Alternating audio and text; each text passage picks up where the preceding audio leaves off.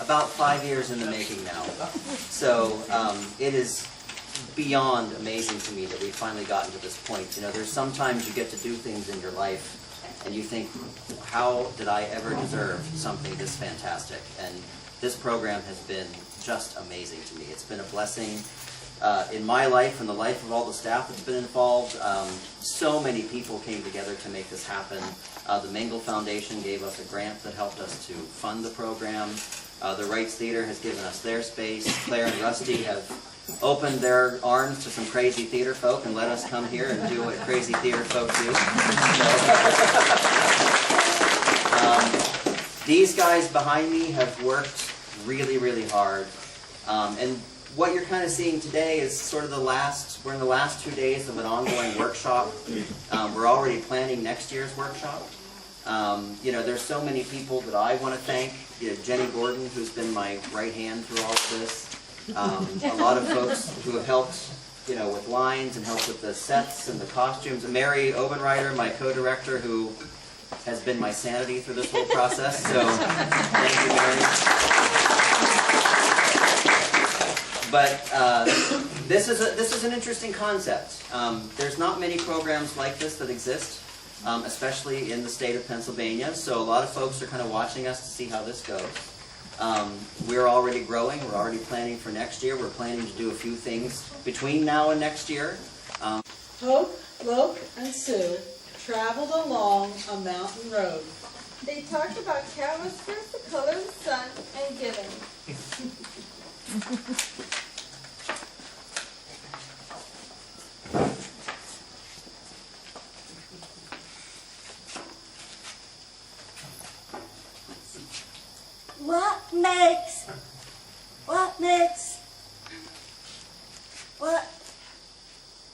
What makes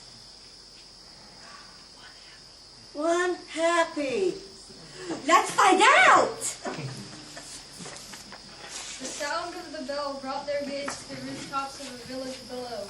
They could not see from so high above that the village had been through many hard times. Famine, floods, and war had made the villagers weary and untrusting of strangers. They had even become suspicious of their neighbors. The villagers worked hard, but only for themselves. There was a farmer, a merchant, a scholar, a seamstress, a doctor, a carpenter, a hunter, and many others. But they had little to do with one another. When the wise travelers reached the foot of the mountain, the villagers disappeared into their houses. No one came to the gates to greet them. The villagers closed their windows tight. The wise travelers knocked on the door of the first house. There was no answer, and the house went dark. It happened again.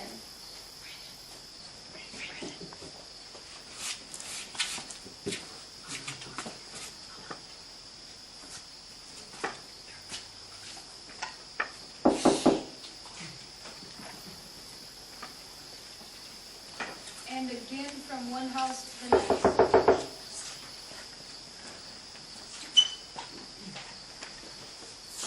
These people don't know happiness. They do not trust.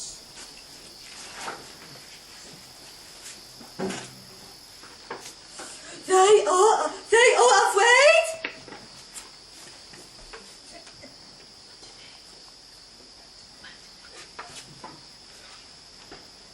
But today,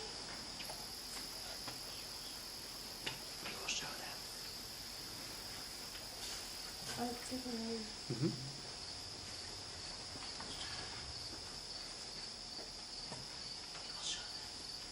but today we saw them how to make stone soup. The wise travelers began to gather twigs and branches and make a fire. They placed a small tin pot on top and filled it with water.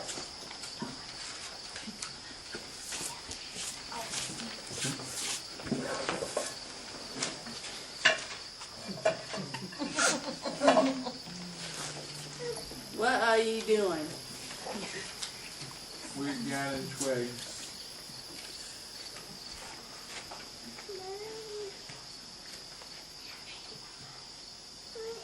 We are making a fire.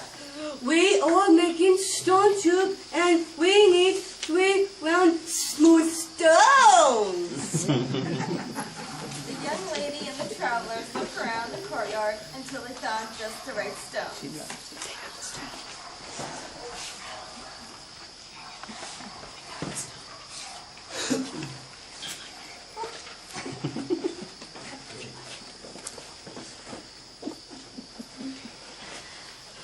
These stones will make excellent soup, but there is more parts won't make much. I'm afraid.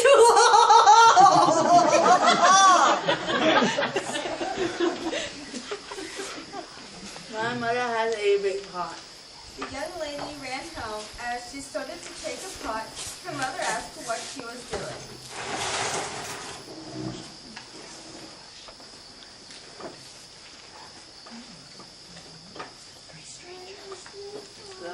These things are making soup from stones, and these are biggest pot.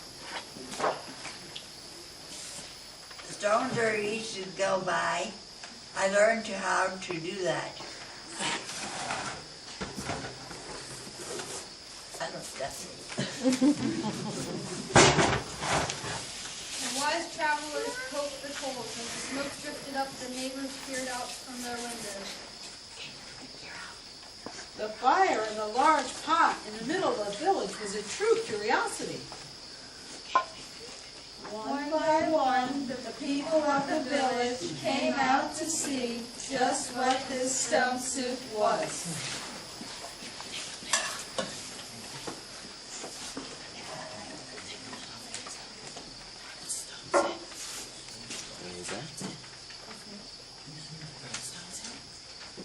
The stones go in the soup. The stones go in the soup. Oh, stir some more. The stones go in the soup.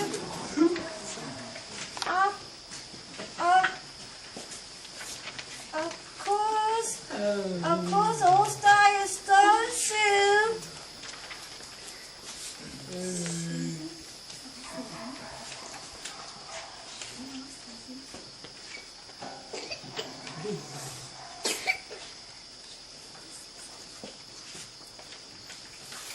Should be well seasoned with salt and pepper. This is true. But we have none. I have some salt and pepper. So last time we had soup, stones of this size and taller, carrots made the broth very sweet. The salt and pepper goes in the soup. Salt and pepper goes in the soup. Stir, stir, stir some more. Salt and pepper goes in the soup.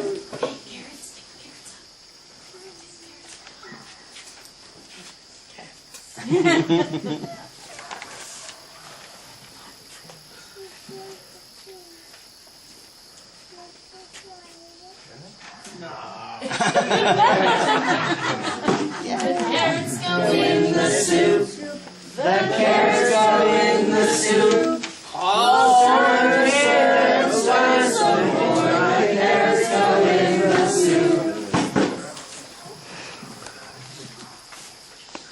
He ran off and returned with as many carrots as he could carry and dropped them into the pot.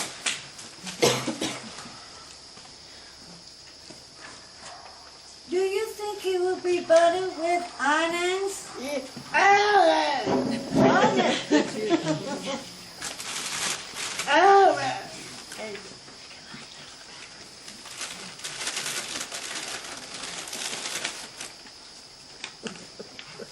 The onions go in the soup. The onions go in the soup. Stir, stir, stir some more. The onions go in the soup. He ran off and returned in a moment with 5 big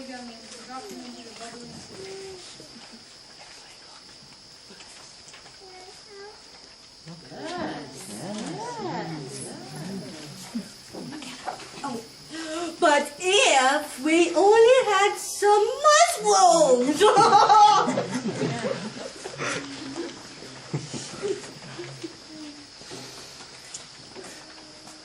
I got some mushrooms. Yeah. The mushrooms go in the soup. The mushrooms go in the soup. The mushrooms go in the soup. I have the best spices and seasonings in town.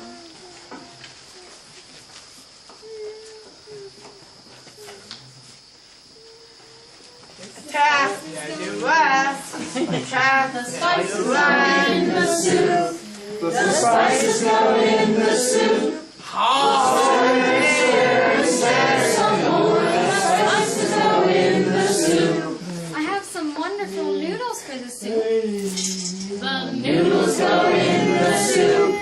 The noodles go in the soup. Stir, stir, stir some more. The noodles go in the soup. Something magical began to happen among the villagers. As each person opened their heart to give, the next person gave even more. The soup began to grow and smell more delicious. At last the soup was ready. The villagers gathered together. They brought rice and steamed buns. They brought nuts and sweet cakes. They brought tea to drink, and they lit lanterns. Now the soup is done. Now the soup is done. Let's get eating some more. Now the soup is done. Everyone sat down to eat. They had not been together for a feast like this for as long as they could remember. After the banquet, they told stories, sang songs, and celebrated long into the night. Then they unlocked their doors and took the wise travelers into their homes and gave them very comfortable places to sleep. In the gentle spring morning, everyone gathered together near the river. Thank you for having us as your guest. You have been generous. Some more. Yeah. Not yet.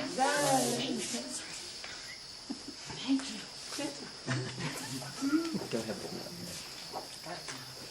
The gifts you have given me always have plenty.